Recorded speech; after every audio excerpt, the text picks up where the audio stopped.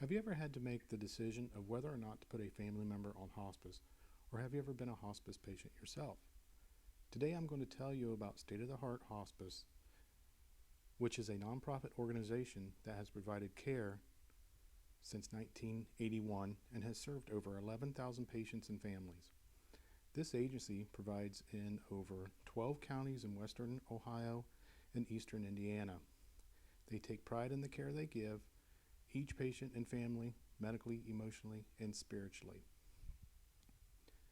State of the Heart Hospice provides medical support for people in their last phases of their terminal disease process to help them live as fully and as comfortably as possible.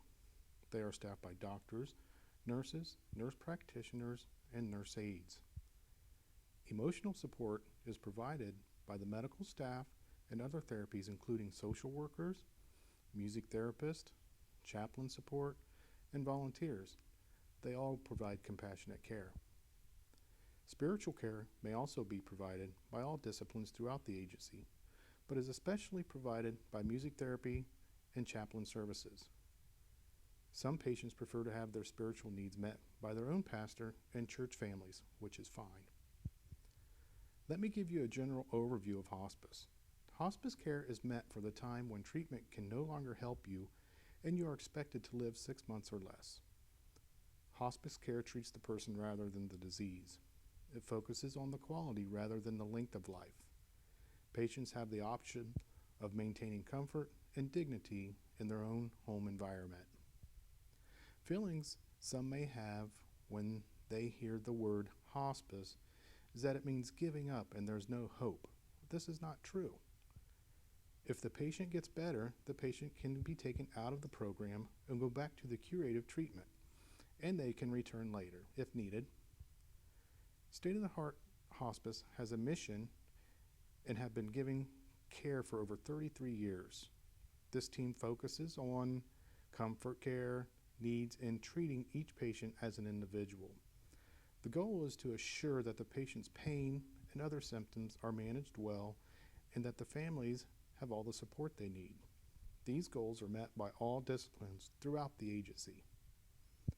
State of the Heart Hospice opened up the inpatient unit in 2013, located at the Wayne Hospital in Greenville, Ohio.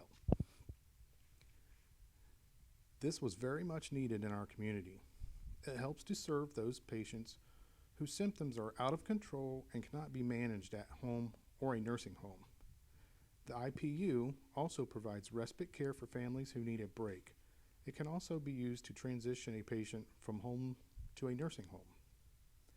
MT also aids in providing comfort to the dying patient. It focuses primarily on promoting wellness, managing stress, alleviating pain, expressing feelings, enhancing memory, and improving communication. Chaplains also play a part in providing comfort and dignity to the dying patient. They are there for the spiritual support and offer this through prayer, music, Bible verses, and more. Assistant Medical Director Rick Bolin offered a little information on how State of the Heart Hospice is funded. He stated that they rely on community financial support to help with the program and service expenses. The agency is also reimbursed from Medicare, Medicaid, and some commercial insurances for services received. I had a short interview actually with one of the nurses from State of the Heart Hospice, my wife Jennifer, who is an RN at the IPU. She added that there is a nurse available 24 hours a day and 7 days a week. In the IPU, she states that patients may be admitted from home, nursing home, or hospital. These patients typically receive medications by IV, central lines, or implanted ports. When patients become stable and symptoms are managed, they may return home or to the nursing facility. Others may die there.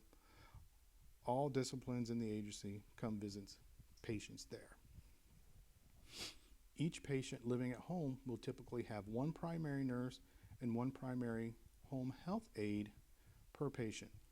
The amount of weekly visits is agreed upon by patients, families, and nursing staff. It depends on the extent of each individual's illness and the extent of care needed for each person. Please visit the website at stateoftheheartcare.org for more information, photos, and testimonies. There you will also find grief support programs. There is no charge for bereavement support. Grief support is also offered to anyone in the community who's grieving a loss. In conclusion, after doing my research on the hospice agency, I've learned the importance of donating, whether it be monetary or volunteering, to all nonprofit organizations. This is what aids in keeping their organizations strong. And this is one agency that I would not want to lose in our community. Thank you.